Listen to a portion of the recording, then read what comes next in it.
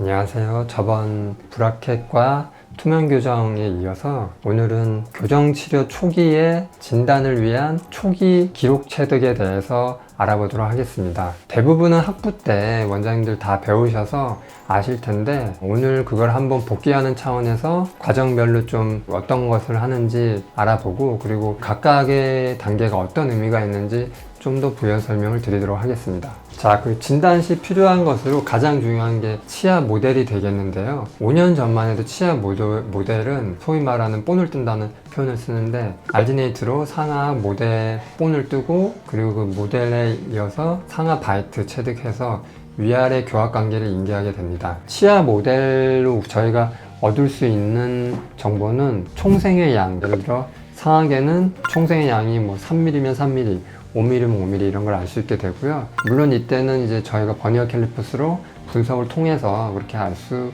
있습니다. 수직 피계나 수평 피계의 양, 이것도 버니어 캘리퍼스로 측정할 수가 있습니다. 그 외에 무드를 통해서도 알 수 있는 것도 추후 강의를 통해서 좀 더 자세히 설명드리도록 하겠습니다. 요즘에는 사실 디지털이 발달되면서 위아래 스캔을 하고 교합도 스캔으로 체득하는 경우가 있는데요. 이게 과연 법적으로 효력이 있는지 없는지에 대해서는 아직 정해진 바가 없기 때문에 교정 전문의 원장님이 아니시라면 전통적으로 위아래 알지네이트 본을 뜨는 것을 권장드립니다. 초경 석고를 부어서 10년 정도 있어도 석고 모델이 손상되지 않도록 치과에 보관을 해두는 게 좋을 것 같습니다. 그리고 두 번째 필요한 게 분해 그리고 구외 포토가 되겠는데요. 요거는 보철과 세팅 값하고 디지털 카메라 값이 다르기 때문에 반드시 뭐 덴포토나 다른 웹사이트를 통해서 세팅 값을 좀 다르게 해서 분해 포토 5장 그리고 구외 포토 4장을 촬영하도록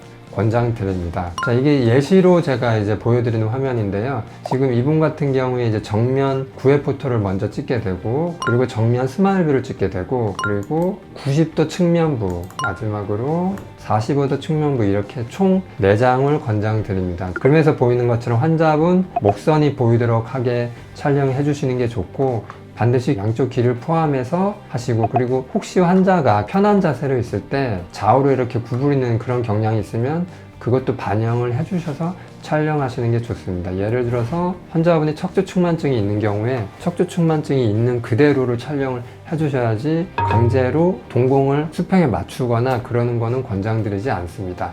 다음은 스마일 뷰인데요. 소위 말하는 소셜 스마일이 있고 넌 소셜 스마일이 있게 되는데 소셜 스마일은 촬영할 수가 없고요. 가식적인 스마일을 촬영하게 됩니다. 이 경우에 저희가 봐야 될 거는 동공 라인의 가운데 그리고 얼굴의 중심선에서 상악 치아의 가운데선이 좌우 중에 어디로 치우쳤는지 얼굴 가운데선하고 맞는지 또 웃을 때와 레스팅 시의 인중에 데비에이션이 있는지 없는지 데비에이션을 따라서 상악 치아의 정중선이 어떻게 보이는지 이런 것들을 보게 됩니다. 또한 웃었을 때 상악 전치의 쇼잉 양, 전치부 익스포저 양이나 하악 전치가 보이느냐 마느냐 이런 것을 보게 됩니다. 다음에 참고하는 게 측면, 90도 측면부를 보게 되는데요. 우리가 소위 말한 에스테틱 이라인을 코하고 턱 라인을 이어가지고 입술의 돌출도를 보게 되는 게 가장 큰 이유가 되겠고요. 그 외에 기타 목선, 턱 하방의 목 부분의 선이 매끄럽게 떨어지는지 이런 부분을 볼 수가 있습니다. 45도분은 사실 임상적으로 크게 많이 쓰이진 않는데요. 어쨌든 교과서에 촬영하라고 하니까 촬영하는 걸 추천드립니다.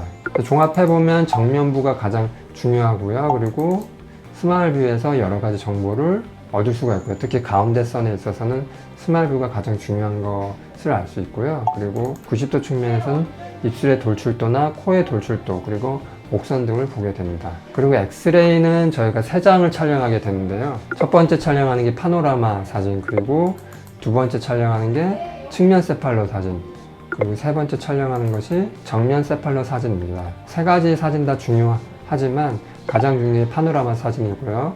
여기서 볼 수 있는 게 치아의 배열 정도도 어느 정도 볼 수 있고요. 지금 사진에서 보면 사진상에서도 하악에 심한 총생이 보이고요. 신경치료가 된 치아, 아니면 결손된 치아, 치주 상태, 턱관절 상태 그런 것들을 볼 수 있게 되고 발치 경우에는 상악동의 깊이도 볼 수 있어서 이런 것들이 함기화되어 있는지 체크를 해볼 수 있게 됩니다. 이분은 사랑니가 없는데 사랑니가 있는 것도 파노라마 사진을 통해서 알 수 있게 됩니다. 측면 사진은 뭐 교정에서 가장 중요한데요.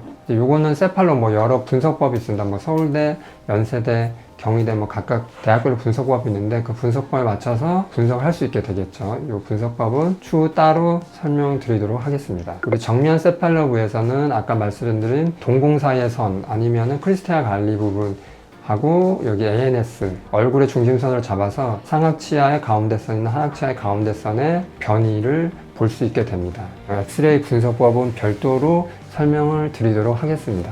그 외에 소아 같은 경우에 핸드위스트 사진을 찍어서 예를 들어서 뭐 여자 같은 경우에는 초경이나 남자 같은 경우 변성기하고 그 핸드위스트 사진을 통해서 성장, 그로스퍼스이 지났는지 안 지났는지 판단을 해서 교정 시기를 판단할 수 있게 됩니다. 그래서 엑스레이는 작게는 3개, 크게는 4장을 촬영 드릴 것을 권장드립니다. 치근단 사진도 필요에 의해서 찍게 되는데요. 치근 흡수가 교정 중에 종종 발생하게 되는데 그거를 전후 비교나 아니면은 법적인 상황에서 우리를 보호할 수 있게 교정 전에 미리 촬영해 드리는 것을 추천드리고요. 보통 상악 전치부와 하악 전치부를 촬영을 많이 하게 됩니다. 이렇게 해서 종합 분석해서 환자들이 왔을 때 설명을 드리고 치료 전에 이런 여러 가지 고려사항 그리고 치료 후에 생길 수 있는 여러 가지 것들을 미리 설명드리고 치료를 시작하시면 될 것 같습니다. 이상으로 그 교정 진단 시 필요한 것들에 대한 강의를 마치고요. 나중에 또 다른 내용으로 찾아뵙도록 하겠습니다. 감사합니다.